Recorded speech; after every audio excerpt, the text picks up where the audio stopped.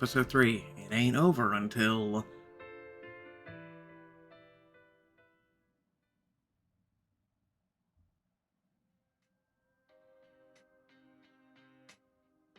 The lecture hall is silent. Almost everyone's on their phones, waiting, awkward. How can I concentrate on college when last night... Carter, his face bloody in the night, how he stared at astonishment at Lillian. The party, the garish lights, the smack of flesh, the tang of liquor, and sweat on the air. The dean of student life, and his warning. The missing Coke, my stolen burner phone.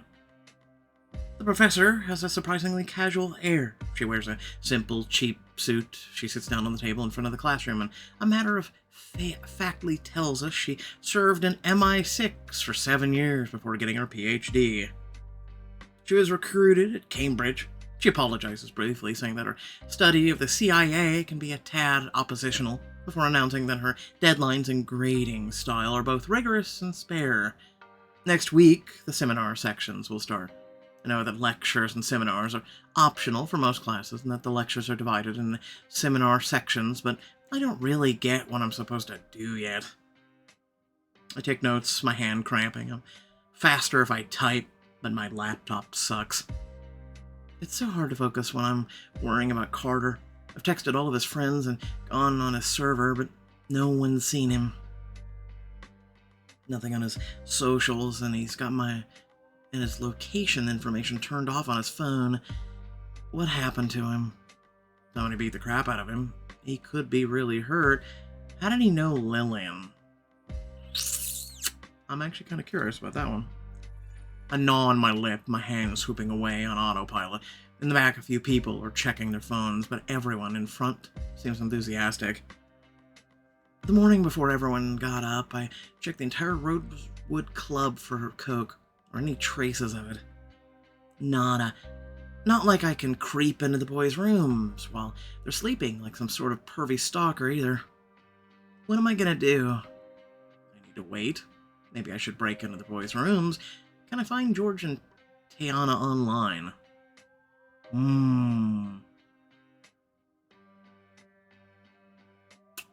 George and Tiana online. Maybe that would be a good way to test if they gave me their real names. But I guess they could have made fake socials too. The lecture finishes and everyone files out. Some people are talking. Most people are looking at their phones, trying to figure out where they need to be next.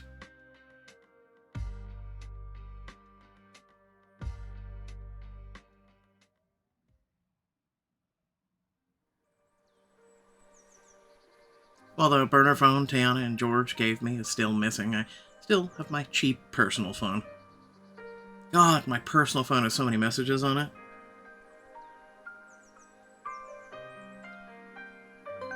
I looked everywhere. I can't find him. What if he's hurt? Where is he? Ray is driving me around. We're driving around the neighborhood. Can you come home? There needs to be someone at home in case he comes home. Janie, where are you? Doing college stuff. Don't worry about your Gran or Carter. I got this. Good luck on your first days of classes. I just can't. Gran is driving me nuts. I can't fix this now from here. Thank goodness for Ray.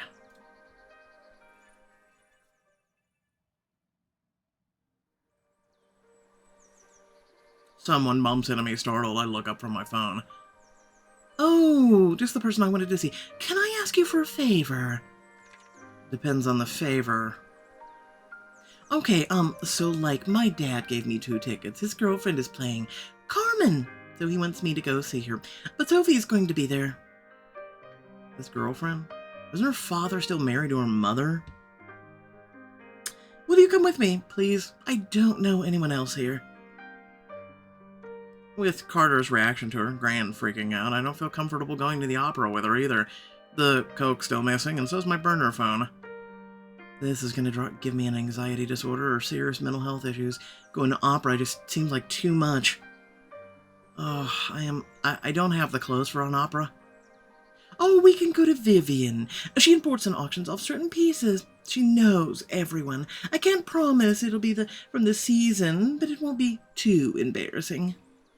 I stare at Lillian. I don't know what to say, except I know that my FBI stipend won't cover what she's talking about. I can't afford that, Lillian. We don't have to pay. Viv should be paying us. We'll borrow a piece, someone will photograph us, and it'll sell for more than she auctions it. I guess, yes. Maybe I can use the opportunity to figure out why Carter recognized her. I hate thinking like that, but I've got to. Great. I'll have the car come get us at 1. Thank you so much. She hands you a ticket. I receive a ping from the Kearney post office. I've got a letter at the Porter's Lodge. I'll grab it after my next lecture.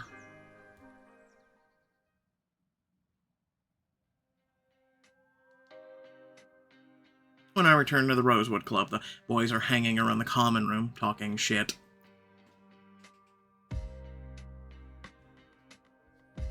Simon looks up from rolling a joint. You, want some? I'm good. You look exhausted. How did you do it? How do you find the time to study, homework, hang out? I was in lectures for so long today. The lectures are optional. Pass it over, will you? Grant goes over to open a window. Jasper returns to tuning his guitar. Logan and James pass on the joint, and Simon takes another hit before stubbing it out. You Americans are so liberal with your weed. What Granddad doesn't know won't change the will. Avery, James, and I all go to the lectures. So do I. Once you get used to it, you'll find you have way more free time than you did in high school. I dig the letter out of my bag. It was posted, but has no return address, and I frown. We have Carter pay his debts. He owes us $1,217. Parking lot near Johnny Joe's. Come alone at 11 p.m. Bring cash. It's a simple note. It reads what I just said. Anger bursts through me, incandescent. My skin burns with my hands clenching to fists. And it's an oddly specific amount of money. How dare they? His dealers are holding him for ransom for like $1,000? This is such BS. The FBI stipend hasn't hit my student account yet, so that means I'll need to wipe out my savings to pay this. But I can pay it barely. You okay? Sure, why not? No, not really. It's a family thing. I guess I could really use a hug. Oh, I volunteer. His hugs are the best. Bro. Man, this isn't high school. You don't have to go, no, here just because you share your feelings with your friends. We're Kearney. Besides, I'm a man enough to admit that hugs are the best. I like you a little. Come on, let's get out of here. These guys.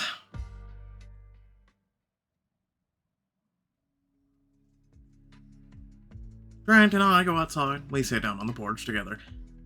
Do you want a hug? I nod, and he slips his arm around me in a half hug. As he draws me in against him, the warmth of his body brings me to the edge of tears. I swallow, feeling helpless, awful, a ransom note. I'm falling apart like I'm some sort of kid.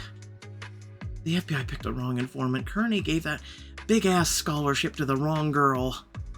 There's a van that pulled up in front of the house, and a woman is loading up a catering cart. Esmeralda, what's cooking? It'll be the cucumber sandwiches for lunch and the vinadoodle this evening, Mr. Atwood. You know about how many of you boys will be eating in? The woman has a strong Brooklyn accent. I hate you. I'm not doing it. The girl, who looks like the woman's preteen daughter, jumps out of the back of the van. No, but Tristan and I will be going out later.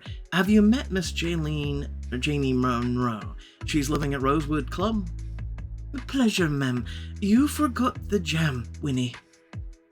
The girl makes a grumpy noise and hops back into the van. It occurs to me that these are catering staff. No wonder the kitchen looks so clean. The woman and her daughter bring the cart up the ramp to a side entrance, which I'd assume was accessible door, but turns out to be a service door. I am so effed. Your personality has changed how you think about yourself. How so? I laugh past the snarl trapped in my throat. Screw the FBI, screw Carter, screw everyone who'd mess up my future here at Kearney. I lean my head against his shoulder. He doesn't push it, asking me what's wrong until I give. I hate it when people do that. He lets us sit in silence together until I become aware of the bird song and the sound of autumn leaves falling onto the crumpled friends down on the lawn. So, you okay? My brother's missing. I blurted out without thinking and then clapped my hand over my mouth, horrified. Oh my god, I'm like the worst spy ever. James Bond would be embarrassed of me. Can I help? No, I don't think so. Do you need someone to go to the police station with you to file a report? I'm not gonna file a report. He looks at me sympathetically. I look away, down at my hands. I'm sorry. You must be so scared, and, Has he gone missing before? Yes, he has. Now I look away, really thinking. In high school, I tried to look away from Carter's problems. Just as Carter, I tried to protect me from knowing too much about them. I'd have avoided his friends. I'd never asked why he did what he did. I assumed it was because of his back. But, maybe that wasn't his entire story. But maybe I did that as self-preservation. I'd always been the one of those outsiders, too weird, too good to be a bad girl, too poor to be a good girl, a square peg trying to squeeze into a round hole. Maybe keeping myself, or to myself, doesn't mean that I'm a bad sister. Maybe it just means I'm a strong person. Paying off Carter's debt will wipe me out. And it occurs to me the first time that one day I might not be able to rescue him. The last time this happened, did your brother come back on his own? I huff out of breath I've been holding and slowly nod. Grant simply sits next to me and lets me draw my own conclusions, but he's wrong. It's not that simple. He's only a little younger than me, Carter, but I've always taken care of him. I hear that's what big sisters do. You know, when my parents brought him home from the hospital, they gave me this doll they said was a present from him. I knew it wasn't. I wasn't dumb, but I promised to take care of him, and I have. Gran still has the photo at home, framed. Me as a toddler, Carter on my lap, my hand resting on his velvety head, my expression determined and fierce. You're not a person who likes to break promises, are you? Nah, my word's all I got. It's the only thing you can't lose. I'd always taken pride in doing my job and homework, and showing that where I came from couldn't keep me down, and proving that everybody was wrong about girls like me. My background doesn't define me. Every time I'd visited my parents' graves, I'd renew my promise like it was the only thing that I had left of them, like it was the only thing I could hold on to. I will always take care of Carter. But what if I can't? I have my own problems now. I shiver, feeling sick. Grant gives me another squeeze, and I become keenly aware of his athlete's body, his warm strength. Strength that I could lean on if we were... You feel like you can't trust him. I understand what it means to hurt like that. When you want to trust someone because you love them, but you just can't anymore. I eye him thoughtfully. Who had Grant loved? Who had betrayed him? I'm gonna go upstairs. He nods and lets me go. Let me know when you need to talk, okay? It can't be easy for you, being the only girl in a frat house. Now, there's an understatement. He laughs and I smile. I'm glad I left it on that note. His smile is...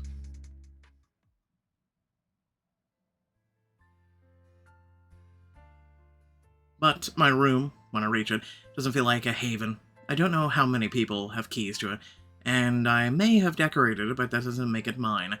I scanned my decor, despairing. I wouldn't have brought all this had I known. Considering what that'll mean to empty my bank account for Carter, I ask myself how long it'll be before the stipend money hits my student account. At least I'll be able to eat at the dining hall. Someday, I'm not gonna be able to rescue Carter. I won't have anything left to do it with. I'm a bad sister, and I don't belong at Kearney. The Rosewood Club is catering staff, for heaven's sake. It's not a place for someone like me. Me getting in, sure, I worked hard, but it's a fluke. What am I doing? I should have just drop out now and save everybody the trouble. Only, I couldn't do that. Because of the FBI, F my luck, and life. I take out my phone. Ray and Gran. You two can stop looking for Carter. I know where he is. Is he with you? Is he okay? Where is he at? I'll tell you later. I'll pick him up this evening. I didn't sleep all night. I was so worried. Okay. I'll, tell Mel I can pick up the second half of her split shift. Thanks. Ray texts me separately saying that I owe them the whole story. I probably do, but I don't respond. Hey, my sister's looking for you. She feels really embarrassed, but she forgot to get your QR code. It's time already? I can't go to the opera now. I have to get the money for Carter and go to... I frown. I need to go to the city anyway. After the performance, I can duck out to deal with all this business. She's a few minutes early. I heard my room was your room last year. Do you still have the keys to it? Yeah. Keys? I hold out my hand, pull them up. The thoughts in my mind are spinning, dizzying me with the possibilities. Tristan gives you keys. Maybe Carter mistook Lillian for Tristan in the dark. They are brother and sister, and they do look pretty similar. No, they don't. Well, Lillian's waiting. See you at the opera or maybe the airfield. Yeah. I turn away and head outside.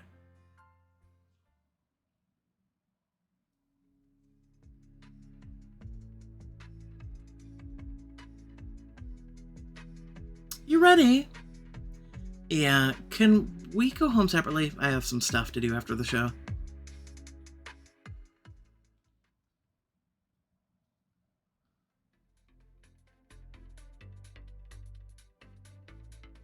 Oh, Lil, you're such a doll. Look at you. In college already. And who's your sweetheart?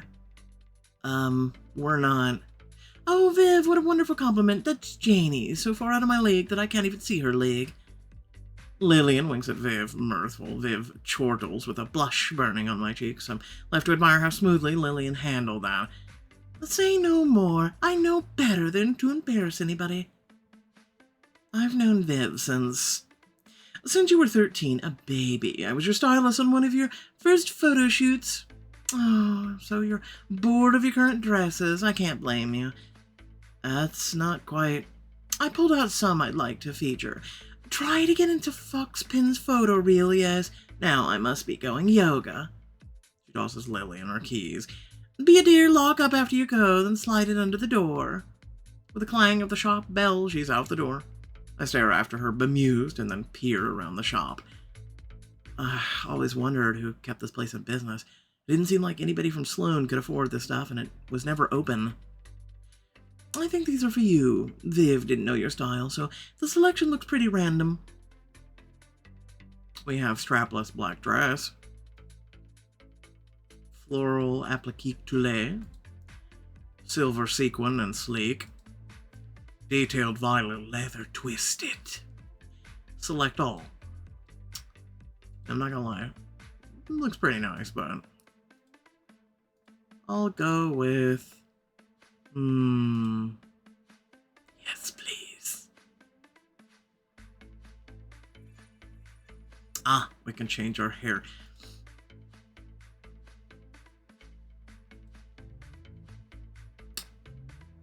But then why would you cut your hair? Anyway,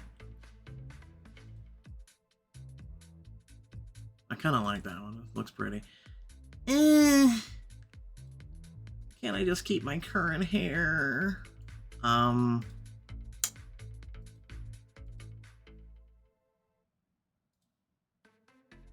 we're gonna do this one. It kind of matches the lipstick and makeup. I love it. You know how to pick out clothing that suits you. It's a good skill to have. Hey, can I get your opinion on something? I can't choose between these outfits, and I want you to be the tiebreaker. What? That's not an outfit, ma'am. Cut out floral diamond gown. Watercolored I have to buy her outfit. I mean, that actually looks pretty cool for it being just a basic free outfit. Actually, it looks pretty nice. I'm just saying. I feel like she's more of a princess, right? So, I know it gives us the princess point, but, you know.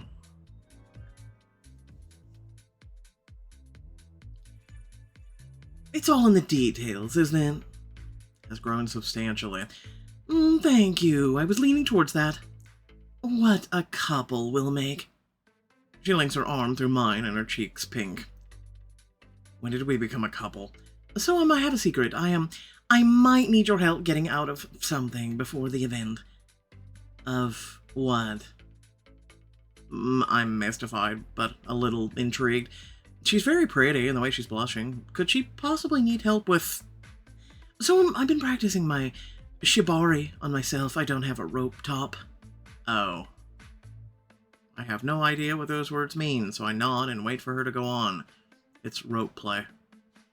I made a rope harness for myself. She gestures at her midriff, and I understand she's wearing it beneath her clothing. But the knots have tightened, and I need help getting out of it. She needs help undressing? I can take a look. I'm also not really great at knots either, but... Lillian smiles gratefully and turns around. She reaches back, twisting her arm to undo her zipper, but I step forward to do it for her. It feels strangely intimate to undress her like this. I've never done it. I was never one of those girls who got ready for homecoming together, doing each other's makeup, playing with curling irons. On homecoming, I'd work the register at a fast food joint. I played StarCraft during mine. But I have the suspicion that even so, what I'm doing right now would feel different from that, just because it's Lillian. The zipper glides down, revealing the softness of her back, her delicate shoulder blades, the knots of her small vertebrae. The tone of her skin seems so fragile, like a thin metal foil. Like a single touch from my thumb could damage her. But she is so silky looking that I want to touch her anyway, just to see how it feels. Lillian lets the top of her dress fall forward, then turns to show me the rope harness. I'm pretty proud of it. It was hard to make. I did it this morning. It's amazing. She smiles and draws her fingers down the scarlet ropes. I touch the ropes lightly. The ropes are soft, round. They make an impression on her skin, a reddened pattern that's oddly pretty. Where do I start? Over here, I think. If I'd done it right, I'd be able to get myself out of it. I'll try. I'm not a sailor. She laughs lightly and stands there patiently while I fumble into the ropes. I tease them through, following their route loop for loop. Is this something you like? Yes, it helps me feel calm. That's why I did it today. You were anxious? A bit, about the whole Sophie thing, about asking you to come with me. She seems completely relaxed beneath my hands, pliable. She reminds me of how those cats lean into someone's stroking hand. Not about hanging out with your father's mistress? No, she's nice enough. The ropes hiss against each other as I unloop and unwind, revealing the pattern of her skin. It looks like she's been hugged all morning by the boa constrictor. Does your mother know? I think so, but it's not like Tristan and I will say, if you know what I mean. It hurt her feelings if we told her. Or if she saw us with a woman in the tabloids or something, so you should be careful of being photographed with her. I mean, what's between her and my father is different than some people think it is. They're more like partners. I get stuck on a knot and bow my head to look at it. I've become so aware of how close we are that my breath must be brushing her skin, and my head is close to her breasts. Her breath catches, or at least I think it does. Do they love each other? I guess what I mean to say was, do you think your marriage is about love? Did you grow up in a household where you were loved? I honestly don't know. I walk around behind her. I wish I could kiss the back of her neck where the hairs are delicate and fragile at her nape. I shiver not knowing what to think of this or make of it. What to do, it's all too much, too much. I don't know how she feels about me. What if I try to kiss her and she hates me? So it's a business relationship. Not purely, I mean, I was born before Tristan's mother had left, so... but our father doesn't have as much as people think, not even Tristan knows. But your mother does. Our father does have access to certain Western circles, so it works out. The last of the knots slide free. I start coiling the rope as Lillian pulls her dress back on. She's able to zip it herself. Oh, thanks. It would have been pretty weird to go to the opera with that underneath my clothes. Weird, or, But I can't deny that knowing she has this under her clothes the whole time we were out together would make the night a very memorable one. I drag in a shuddering breath, and I wonder who I am, who I'm becoming. Shall we go? It feels weird to leave without paying. Viv knows who I am. What if I ruin the dress? Get tomato sauce on it or something? That's why the dry cleaners are for. And you can always pay for it afterward if you want to keep it. Viv's let me do that a couple times. I better be really, really careful when I eat. We're going to turn some heads, aren't we? Her bright laughter brings a smile to my face. I pose alongside her while like we're being photographed at some red carpet event. Oh, right, I remember what I was going to tell you. So the key I used to have to your room, I give it back to Tristan. Why not to me? He's going to give them to James. James is supposed to give the spares because he's the Rosewood president this year. Viv's nice. Right. Let's go over to the airfield. Airfield? Kearney's. It's about a 20-minute drive, so we ought to leave. I've lived in this town my whole life. I never knew Kearney had an airfield. It's not on any of my maps. Lillian lives in a world so dissimilar from mine that even the geography isn't the same. That or you just haven't explored enough. We have a helicopter. The car ride does take about 20 minutes. The helicopter is distant on the airfield, a heavy belled beast of an aircraft. The car brings us directly to its door where Tristan and Grant wait outside. Grant, are you his date? Lillian, you know I don't date. I like opera. Father gave his orders, so we'll chat with Maria during the intermission. You brought Janie? Janie's going to protect me from Sophie. She's my knight in shining armor. Good luck with that. Good luck with that. Jinx. The two of them fist bump. Lillian rolls her eyes, and then she waves me forward. I gulp and prepare for my first ever helicopter ride. First ever. Never thought I'd ride in one. These people, they're crazy rich. I had no idea.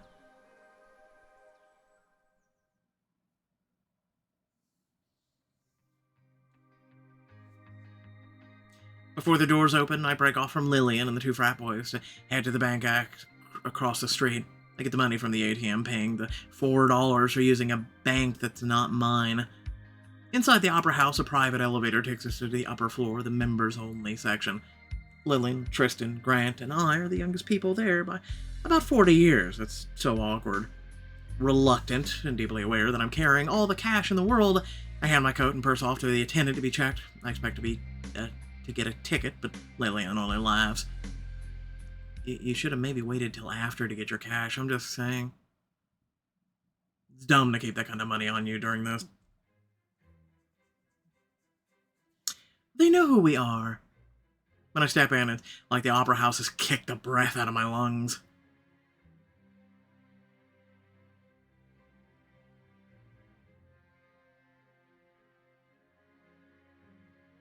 Winded, I spin in a circle like a child, thinking in the massive building so luxurious, so elevated, it steals me away until I'm nothing but a grain of wonder. I can't even worry about Carter. I'm so small compared to this grandeur. Never been.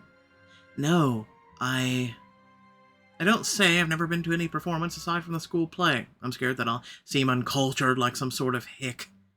Since Lillian and I are too young to go to the bar, Grant and Tristan decide not to go in for drinks. We linger near the top of the velvety aisles, quite ready to take our seats before the long performance. Oh, you're here. Oh, you're her dad's mistress, and this is so awkward now. You knew we'd be here. I suppose I was hoping they wouldn't let the rabble into the club seats, but... Grant looks away, his jaw flexes. I can tell how hard it is for him to be here with Sophie. Grant, we forgot the flowers. Flowers? Oh, they must be for the opera singers Tristan's dad is dating. I guess it's customary gift after a performance. Oh, are they for me? Why, I don't need flowers to accept your apology, Tristan. The two men ignore her. Yeah, you're right. There's a florist across the street. In accord, the two turn to leave. Sophie looks put out. She clearly enjoyed needling them, and now she has no one to turn her attention to but Lillian and me. What a shame that you couldn't afford to bring a decent date to the opera, Lillian. Funny, I was thinking how lucky I am to be here with Kearney's most beautiful co-ed. You're so kind. Well, maybe is that it? Just that, like, you couldn't get one, or do you enjoy slumming it?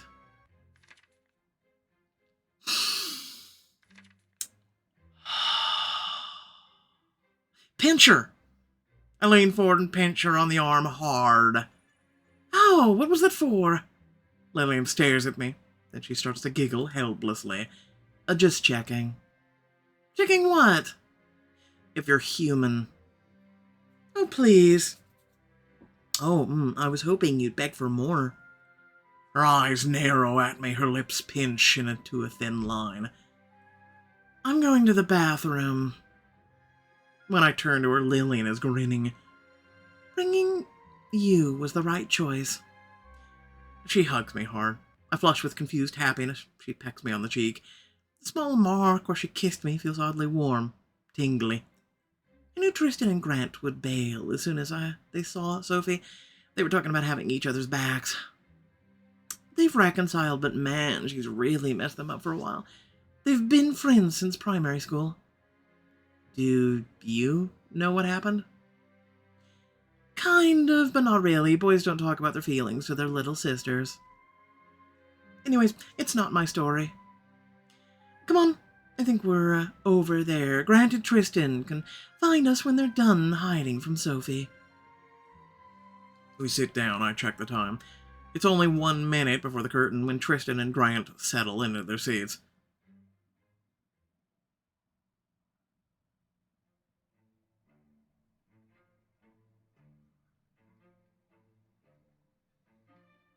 When the curtain opens, revealing the orchestra pit, I lean forward. The musicians and singers must have so much stamina to be so tough, determined to play and sing like this for hours.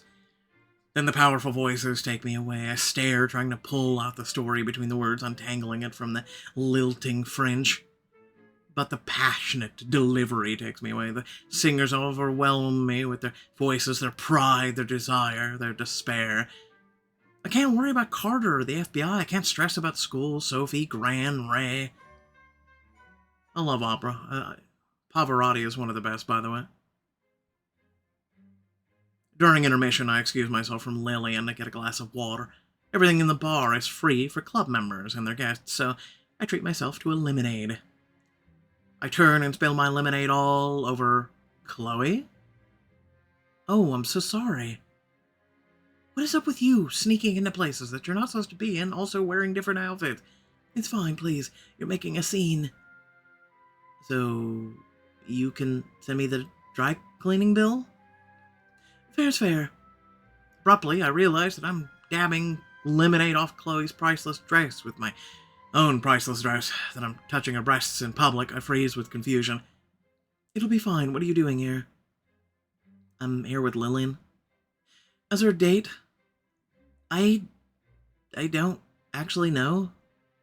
Chloe cracks a smile at this, but she seems nervous, and not just due to her usual habit of looking away. She isn't just looking away, she keeps a lookout for someone. Did you come here with someone? No. Then you saw someone you recognized? He's coming this way. I don't need to be recognized or want to. I pull her away and back against the wall so that the column hides us from most of the seats. Her breath is coming quickly and her body is pressed against mine. I have my hands on her hips. In the pause, I have the opportunity to let her go, and she has the opportunity to pull away. But instead we look at each other. Her lips part slightly. This time she doesn't look away. Well, this is escalating fairly quickly. Kiss her! Her hips feel warm under my hands, and we're standing so close that her breath touches me feather-light. I shiver, nervous, but also excited. From how her eyes are darkening, she feels the same. She shifts closer to me so that our hips aren't quite touching. I shudder at the imagined heat coming off of her, at the imitation of what it might feel like to press my body against the length of hers, to slide along her until I thrill with the pleasure of it. What sounds would she make? The thought makes me shiver. Her breath quickens, and I'm hoping it's because the same thoughts are flitting through her mind. Does she like me? Is she attracted to me? Maybe she is. Maybe she feels the same as I do. The same nervous anticipation, the same warmth, the same eagerness between her thighs, the same pounding heart. Hardly believing my own daring, I lean in slowly. I give her time to turn her cheek, to step away. She doesn't move away from me. If anything, she steps in closer, closing the distance between us. My heart thuds at the small gesture, a breath-stealing thump. I lean in, touch her lips to hers. Her lips are soft, she parts them beneath mine. At first, her body is stiff, uncertain, but then she relaxes into me. Her kiss is light, gentle, like the brush of silk against my skin. We're flush with each other, exactly the same height, breast to breast, hip to hip, softness to softness, and bone to bone. The sensation of her body against mine makes me simmer with desire. My whole body feels electrified with nearness, bright and alive. I'm humming with feeling. I don't care that we're in a theater. I don't care if I'm seen. Right now, Chloe and I are simply together. She breaks the kiss with a small gasp that sends a powerful sense of want spiking through me. Oh. She twines her hands with mine, and I enjoy them. How warm they are, how small and mine. She looks down, and when she looks back up at me, tears stand in her eyes. I'm so sorry. I shouldn't have. No, it was me. Please, let me finish. I can't, Janie. I can't. I'm sorry. My life is too complicated. How? I don't understand. I know, and I can't tell you. So that's that. She turns and flees, disappearing back into the crowd. My heart aches. Hurt and bewildered, I turn back to seek out Lillian. If this was a date, then kissing Chloe was maybe not the best idea. You don't even know if it's a night date, though. Yet I can't bring myself to regret it. I make my way back to Lillian. I turn on my phone and check the time, then chew on my lip and look up how long Carmen is. There's no way I can watch the entire second half and get to the parking lot on time to pay off Carter's debt. I think I'm gonna run to the bathroom. Intermission's almost over. Yeah, I was waiting for the lines to die down. And with that lie, I turn away. I won't be able to see the end of Carmen. I'm leaving Lillian to Sophie's mercy. I'm standing her up. If this was my date, I didn't pick up on it. And what I'm doing is basically the worst thing ever. Basically because I kissed another girl. I know they'll probably worry, but I have to go. I'll send a text saying I had stomach problems that tracks with the bathroom visit, and no one will think of it twice if I'm feeling okay tomorrow. This will all be over soon. I'll get to the parking lot, pay, then my brother's back, easy peasy, as Gran says. Just this once, and then he'll be safe.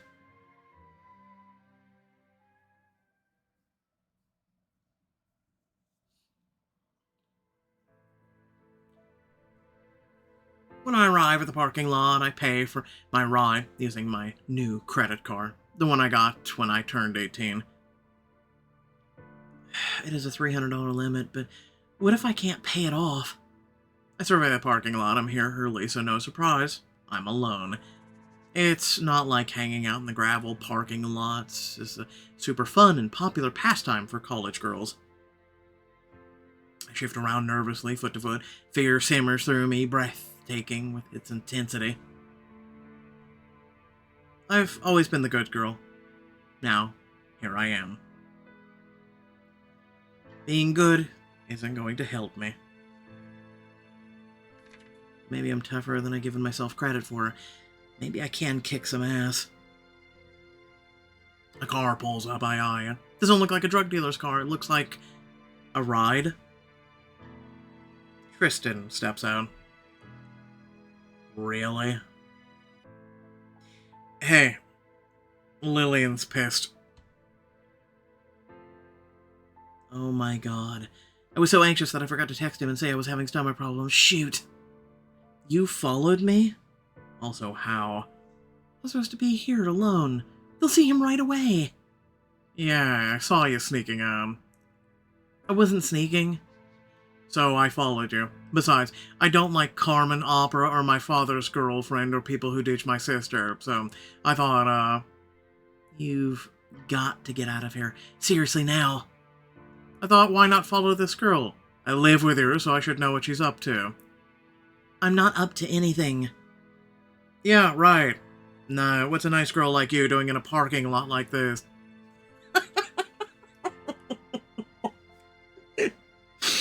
That was actually pretty good. Please, please go away. You want this back? Oh, shit. I stare at it, incredulous, furious. You took my phone? He could lie to me. He could say he found it wedged into the sofa or something. He doesn't. He just shrugs. I was curious. There's something fishy about you. Speak for yourself. Did you take anything else from my room while you were in there? No, I didn't. What's that supposed to mean? He hesitates.